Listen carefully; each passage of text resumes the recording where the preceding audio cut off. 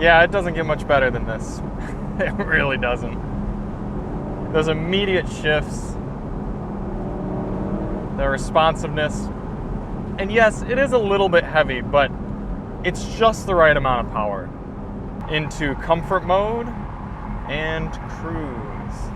This is the other reason I wanted the LC first, is this is the only section of the trip that has any significant highway portion, and we're sitting at 70 miles per hour right now. I could just be talking to you nice and calm like this. There's virtually zero wind noise. I mean, look at my hair. It's barely even getting rustled. You could have a feather sitting in this cabin. It's remarkable. Perfect car to be in this morning. Sun shining, nice, calm, quiet on the highway. It's the other cars are gonna have a tough time living up to this one. But hey, we'll see what they can do. I'm looking forward to spending some time in the Jag and some of the other ones and enjoying the rest of the day. So this is what convertible life is about. This is touring and seeing places you really have no reason to go other than just to experience them. So you see, between Charlie and I have a respectable following distance where if something were to happen, I could clearly see and stop quickly. This guy is right up my trumpet because he thinks that's cool or something. This thing is just the business. And that baritone roar you get down into fourth gear. Oh my God. And I'm cocooned in absolute voluptuous luxury. The aluminum everywhere, the thick, squishy leather, built solid, Toyota tough, absolutely to die for. I cannot describe just how amazing this car is. I've never driven something that can be so serene, yet so powerful and vocal at the same time. Who knew that Toyota could make such an amazing V8 that sounds so good and you know will be bulletproof reliable all the way up to 200,000 miles. It's like raw but cocooned at the same time. It's so hard to describe. You put it in Sport Plus mode and use the aluminum, nice, real metal aluminum paddle shifters. It's just something I've never experienced before. Then, when you want to relax, put it into comfort mode and relax. I've got Substitute Topher here with me now that we're in the Lexus LC 500 convertible, and it is perfect.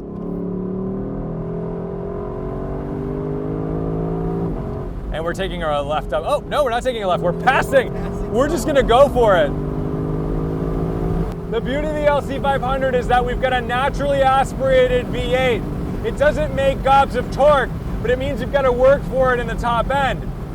It's made into this incredible transmission, which for an automatic makes all the sounds you want. You find yourself playing with these paddle shifters a lot more than you normally would with a torque converter automatic, but it's heavy.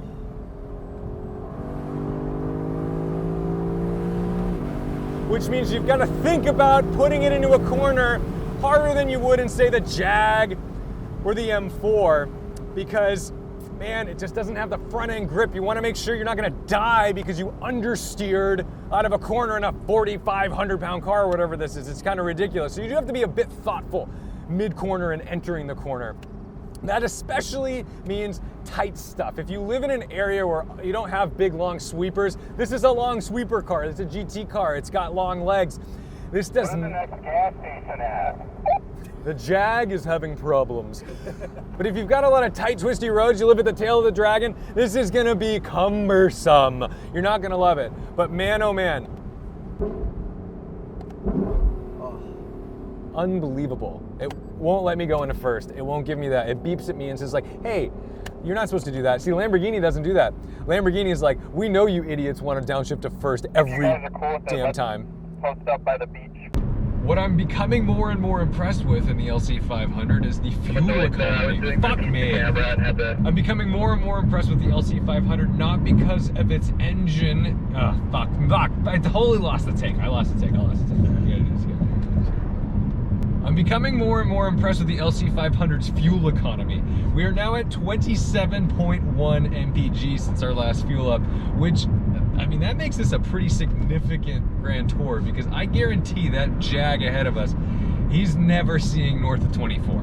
So that means that with whatever fuel you can fit in this tank, as long as you've got a reasonable right foot, you're gonna make it further than anybody else on a tank of fuel. How big is the tank in this? I don't know. Let's see. Let's look it up. We can talk about that. Okay. LC500 fuel capacity. 21.7? Yeah.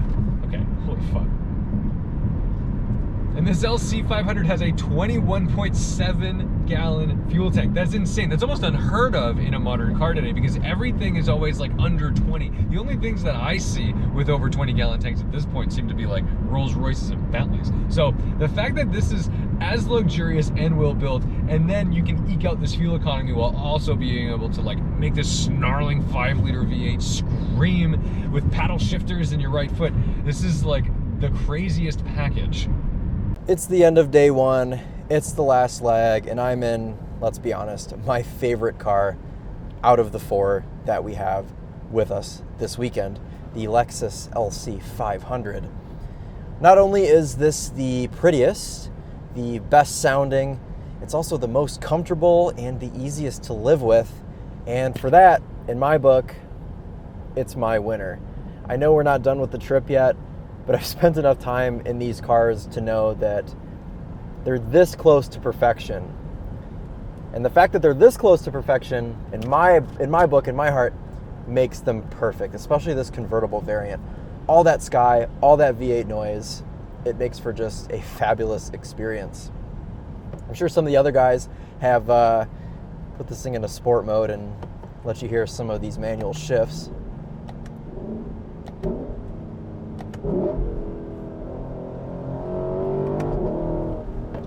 It's not as rowdy as the Jag. It's a little bit more refined, a little bit more sophisticated, but it still sounds fantastic. And just in here with the roof up doesn't really do it justice, but when you're driving this thing with the roof down, really enjoying yourself, it's just fantastic. There's something so satisfying about this powertrain, this engine, this transmission. The 5-liter V8 paired with this 10-speed automatic. I don't care what any of the other guys have said, this transmission is fabulous. It's tuned perfectly. It's just smooth enough when you want it to be. It's just aggressive enough when you want it to be as well. And in my opinion, this car, and this is out of everything on the current market, this car is as close as you can get to perfection in my book. It's absolutely fantastic. I love this car so much, and I won't hear any bad words about this car because it's just the best. There's something to be said about $112,000 big Japanese 4,500-pound convertible that still has soul. It's so important in today's market that cars have soul, because we're losing that with EVs, with regulations on noise and whatever else. And this car and that Jag in front of me are the 2 most soulful cars on this trip. And the Jag is a lot more savage. It's more fun to drive, and it makes more of a statement than this LC. Well, maybe not actually. This LC is pretty crazy looking, but I'd still have the LC. Every day of the week, give me the LC. In a scenario like this, it is just the best, and I'll stick to that until the day I die. Though my wipers are squeaking now, that is not ideal. Also, this is the only proper rear-wheel drive car on the trip. The Jag and the M4 are all-wheel drive.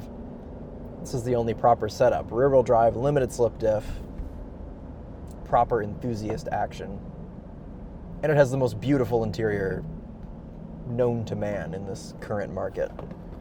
Listen to this.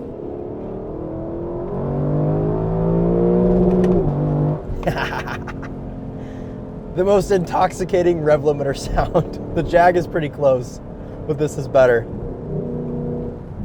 And then when you're done with that, stick it back into drive, back into normal, or even comfort. There's even a comfort setting in this. And it's silent.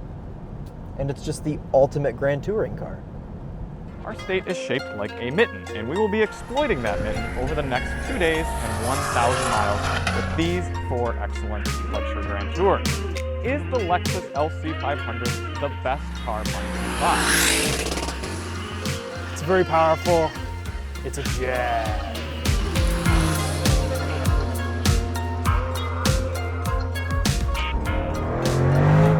Oh, I'm getting pelted. Ah! It's a BMW. It's a grand tourer by definition. Chris, what is this? You were supposed to bring a 911. Well, I think there's only one way to decide which of these cars is the best grand tourer, and that would be by grand touring.